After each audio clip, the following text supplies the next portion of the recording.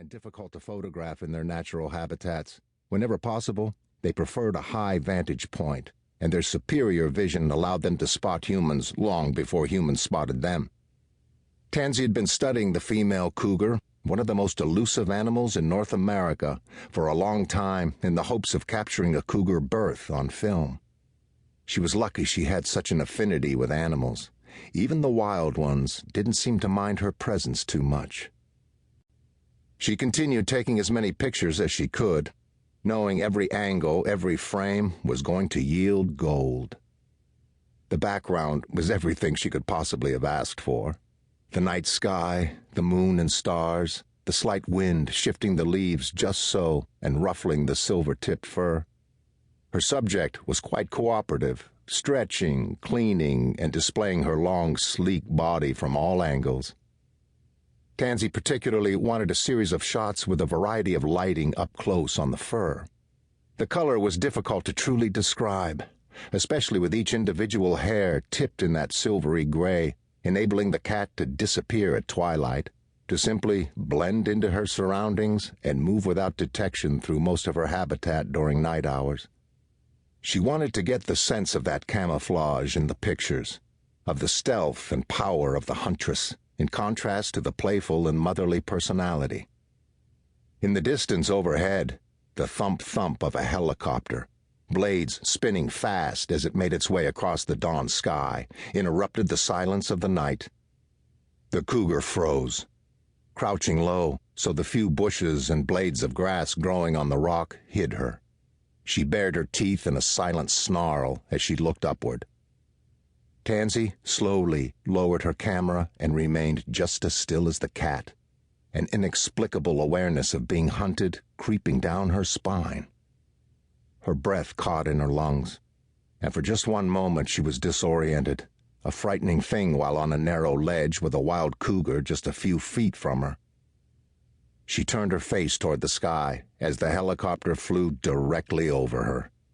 Just the sight and sound of the aircraft was unsettling to her, and she bit down hard on her lower lip, peering at the craft in order to identify it, worried her parents had sent someone after her when she'd insisted she was exactly where she wanted to be.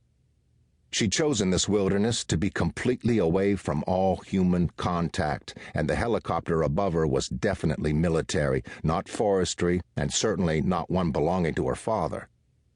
The undercarriage of the helicopter glowed with green lights as it moved fast over her. A large bird of prey swooping low over the tall trees, and then just as suddenly, dipping down below her line of vision, the noise fading quickly. She lay very still on the narrow ledge, her heart thundering in her ears. She forced air through her lungs as the lights disappeared. Her imagination was running wild.